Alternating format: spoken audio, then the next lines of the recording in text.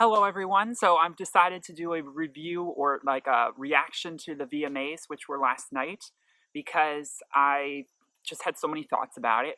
And gosh, a lot of stuff always happens at the VMAs. You know, they're always meant to be sort of the big talk about the next day. There's always something big, some headline or, all of these things. And this year, there was some more kind of conventional, kind of nothing too outlandish occurred. I think what this year was sort of focused on was there was a wide variety of artists performing, quite a lot of really talented performers, and really some really strong, stellar performances. But there wasn't too much in the way of gimmicks. Taylor Swift's new music video was probably the biggest sort of shock and awe spectacle of the night, which did steal a lot of the show. And I will talk about that video. But first, I want to start by talking about the opening. I want to talk about Katy Perry, who was the host, and her somewhat cringy monologue at the beginning. I really feel for her because this is a very difficult and sort of manufactured thing. I mean, she's being told what to do by the producers of this show, landing in the spacesuit, the whole theme of her coming back to Earth after being away for a few months. Obviously, Katy Perry is going to touch on the deep, the really dark stuff that's going on in the US right now and in the world, but especially with the political situation going on here right now. Oh, I can't help but watch Katy Perry and feel for her, because she's trying so hard. Whether she's trying to be relevant by including the fidget spinner, or she's trying to poke fun at things, she's trying to do stand up. I couldn't help but smile because there's something about Katy that is just so sweet and kind, and she really does try her best. I really feel as though this monologue was classic Katy Perry in that it didn't take itself maybe too seriously. I don't really think she was taking herself very seriously. I don't think she really cared if she thought she was funny. I think she just knew that she was just doing and she was just being herself. And I did get that from it. So people saying that, it was the most cringy thing ever, and people saying that when they shot to like Ellen or to the girls of Fifth Harmony that they were like not impressed and rolling their eyes. First of all, they're caught off guard on camera. They don't know they're being filmed, so their face could be whatever it could be. It doesn't mean they think negatively about what's going on. I hate when people do that at award shows just because they happen to catch like a resting bitch face from someone. Like, gosh, if you just filmed me during a award show, I'd probably be like, during something I really enjoyed. You can't control what your face looks like, so you can't go off of that. They could have been enjoying it. So I just had to point out that although there were some really kind of cringy parts, it felt like that was what we were expecting. And I don't know. I just feel for her. Like, I don't want her to get all this hate for that. Like, I feel like she's just trying her best. Her performance of Swish Swish with Nicki Minaj, I will say, it felt a little unrehearsed and a little rough around the edges. Not to mention that, Katy as a performer vocally, it's always a little hit or miss. And she's not always there. She doesn't have those powerhouse vocal chops. So the choreography felt a little bit mismatched. And I think there were some elements of it that didn't feel very well rehearsed. Obviously, Nicki, when she came on, she did mess up some of the lines, and she obviously did lip sync the actual singing part. Apparently, Nicki doesn't feel very comfortable actually singing live, so oftentimes that's playback, and then she just raps in front of the mic. That was okay, and I think it was kind of cute how she forgot the lines, because, we're all human, and it's hard to remember all these lines, especially with rap when it's like rapid fire. But there were just some elements of the performance. I knew that she was going to go all big with the big basketball. I did like how it spun around and Nicki was in it the whole time. The hand with the nails, though, it was just, I don't know. There was like all these things that just felt so forced about that performance. The basketball, theme and everything. It's a little tough. And then, we have Taylor Swift, who released her Look What You Made Me Do music video. I was thinking about making a video just talking about all of the things in that video because, oh my goodness, there is so much in that music video to dissect and analyze. She left it all out on the floor for us. I mean, if we were kind of wondering what Taylor's thoughts were on all these things, she makes everything more enigmatic, but at the same time, she touches on like all the shady kind of controversy and drama that's been going on around her in the last few years. In fact, her like whole career, the last 10 years. So the video itself was phenomenal. I thought it was amazingly produced and directed. The shots were incredible. So many different sets, so many different areas that they filmed in. The special effects with the snakes were very realistic and well done. You could tell that a lot of money was dropped on this video, and you could tell that a lot of thought was put into like carefully placing all of these things, the bank scene where they're robbing things was about Spotify, and like it was Stream Co. was the name of the bank. And there's all these like really kind of smart allusions in there to things that she has been the subject of controversy for. The Bath of Diamonds, there's one little dollar sitting in there, which is her groping case, which she won for $1. All of these things, she pulls them all together. And I thought it was really well done. But the best part was definitely all of the past Taylors coming and clamoring up to reach her at her peak right now. And then the conversation that they had at the end in front of the airplane, where you have, the Taylor from the Red era. You have Fearless Taylor, who's always crying in front of her guitar. You have the one from the You Belong With Me, who's always surprised, and they call her out for that. Taylor's just making fun of herself so that no one else can come at her. She's just saying, you know what, I've got a lot of material to roast me on, so I'm going to make a video about it, but I'm going to do it in the most artistic, well thought and carefully crafted out manner that's going to shock and awe, that you're going to be writing articles about for months and months and months. I mean, she knows how to play this game. She knows how to give you exactly what the media and the tabloids wants. If that's a good or bad thing, it's up to discernment. I did make a video reacting to that song, and I'll link it in the description. So if you want to see what my thoughts were on the song and a little bit more of the Katy Perry, Taylor Swift, Kim Kardashian, Kanye West drama, not to mention all the drama and victim playing that Taylor Swift does in all of her music, I do give my more personal thoughts on that in that review. So I recommend watching that if you want to know what I think about that. But definitely, I feel as though overall the video was very well done. I do enjoy the song. I think it was smart for her to premiere it at the VMAs, because the VMAs are about music videos and, elaborate, shocking performances. There was so much in that music video to bite your teeth into. So I applaud Taylor for that. I mean, she knows how to play the game. Now let's move on to the performances. So there were definitely some amazing killer vocal performances on this show. Demi Lovato's "Sorry Not Sorry," which was filmed in Las Vegas, was incredible. It sounded just like the original recording. No vocal, no auto-tune. She just sang it. She looked really good. The choreography that she did do was well done. Also, Miley Cyrus, when she performed her hit song "Younger Now" off of her new album, that has to be my favorite performance of the night, because not only did she have killer, amazing vocals, she switched it up and kind of did a throwback style midway through the song. She had some amazing costume changes. I love the outfit that she had at the end with the skirt. It fit the vibe of the song and the album so well. I love the shot you see of her mother and father so happily, like smiling, so proud of her daughter.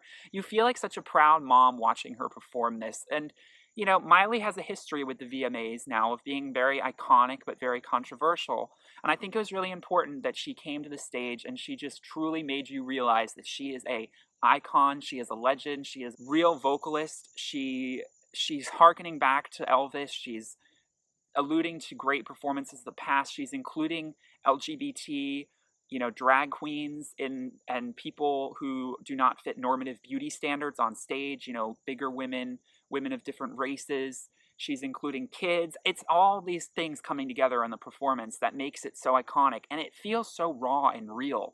It doesn't feel overly rehearsed and overly meticulous and, like some girl groups, performance that's just about like showing off, hot choreography and like really cool, cute outfits and stuff. It's not that at all. She's going beyond all of that and trying to make a performance that makes you feel good and makes you feel something. So I really applaud Miley for that. And then the other incredible performance of the night was from Miss Pink, or Alicia Moore. She received the Video Vanguard Award, which she definitely deserved, and she performed a medley of some of her biggest hits, and then an amazing performance of a new song, What About Us, which she mimicked the music video for with the choreography. She had the two guys doing the fighting, dancing. She had all those people coming on the stage. It felt so well rehearsed. It felt so well done. Her voice is so raw and pure, and every time it breaks, you just feel the emotion in it. So it's not one of those voices that is like always going to be perfect and on key, but she's one of those singers who has so much emotion when she sings.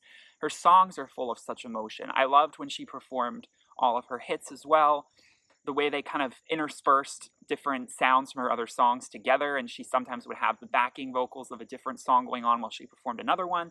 It was really well done. And then her speech, her thank you speech for accepting the award, where she talks about her daughter, was the most moving and I think powerful speech I've ever seen at one of these kind of pop award shows. I mean, it was so well done, so well said, and it had such a lasting impact, I think, on the audience.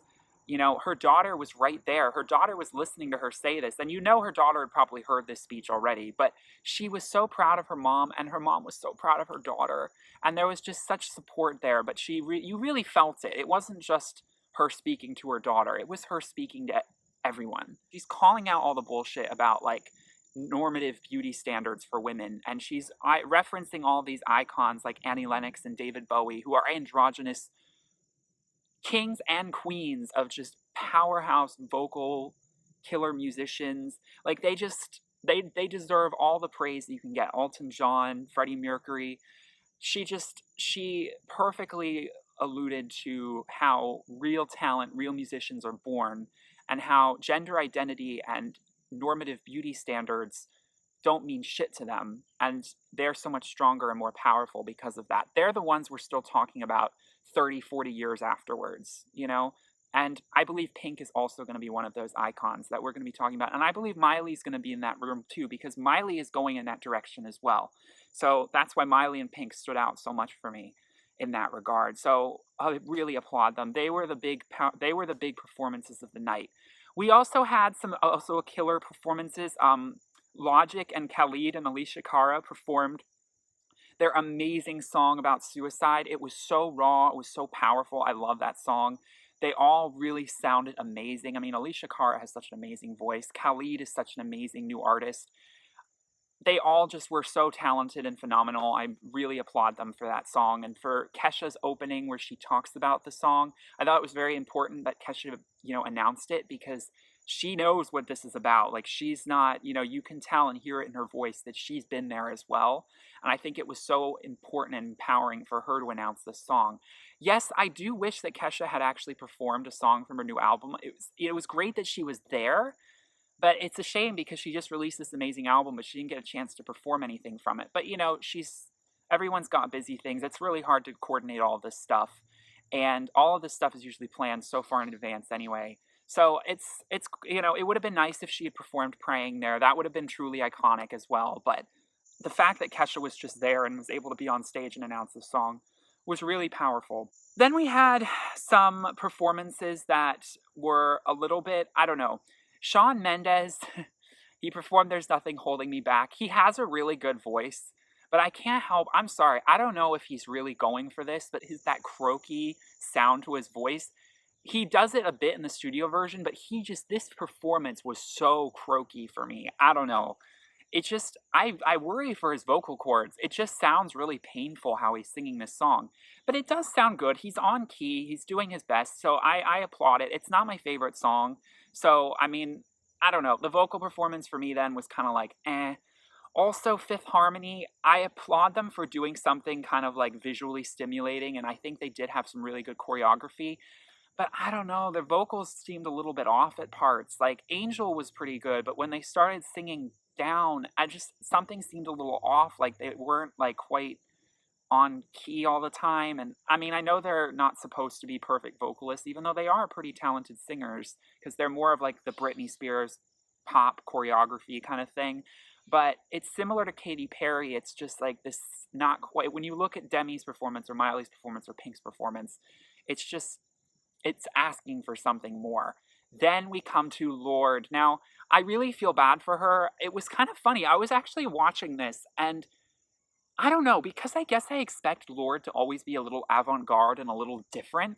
It actually didn't really register to me that I knew she wasn't singing and that she was just using a recording, and she was dancing in her sort of weird, sort of cute, innocent aesthetic that's sort of like, all over the place. I didn't actually think it was weird. I thought it was always planned to be like that. Maybe she just knew she wasn't going to sing. So I didn't actually think it was strange at first that she wasn't actually singing to her song Homemade Dynamite. And then I found out afterwards that everyone was like, why didn't she sing? It was so bizarre. She had like a flu. She had some vocal, she was kind of recovering from being sick. So I really applaud her for just going on stage. She can't really cancel. It's like a 6-minute spot on a TV show that if she cancels, what are they going to do? Unless she's like literally dying, she has to come up there. And so even the moves were not always completely there because you could tell she wasn't 100% energy wise. But I applaud her for doing it. It was a really neat interpretation of her song. And I thought that, just watching her face and I don't know, her costume, it was so typical of her. And I think that any other performer would have been very strange. But for Lorde, because of her aesthetic, it actually really worked to her favor. So I hope she feels better. And, it's a shame that she couldn't perform live, but it's so brave and courageous of her to just get on that stage and do a kind of cool artistic performance interpretation of the song on her own right. Because, I mean, the MTV Video Music Awards, you have to remember they're almost more about the visuals than they are about like the singing. The VMAs are Britney Spears. The Grammys are Adele. That's the perfect distinction. Adele does not do choreography. Adele does not put on a show. She just sings in front of a microphone or on a piano. She belongs at the Grammys. The VMAs are about people lip syncing and doing amazing, iconic visual performances on stage. So for me, it felt really fitting that Lorde did this interpretation of the song on stage, even though she didn't actually sing. You know what I mean? Like if she'd done it at the Grammys, it would have felt lackluster. But because it was the VMAs, I didn't have a problem with it. All right, so I mean, I know there was so many 30 Seconds to Mars performed. There was a lot of big performances. Overall, I was pretty impressed. Again, I think Katy did a really good job. I know it's not easy to be the host of these things and to try and crack jokes, but jokes were relevant. I mean, it's pretty sad that like things just keep getting worse here. So like she's trying to like make light of this, and I mean, come on, there's so much negativity in the world already. Like, let's not come for someone who's just trying to make people laugh and smile. That's all I ever feel from Katy. And I don't think she deserves the hate for that at all, honestly. So overall, it was a very interesting night, as it always is. But Miley was definitely the standout, along with Pink. So proud of where she's come, full circle from 4 years ago. Let me know what you thought about the VMAs in the comments and what you thought about Taylor's new video as well. And I will see you in my next review. So stay tuned. Have a good one. Thanks for watching. Bye.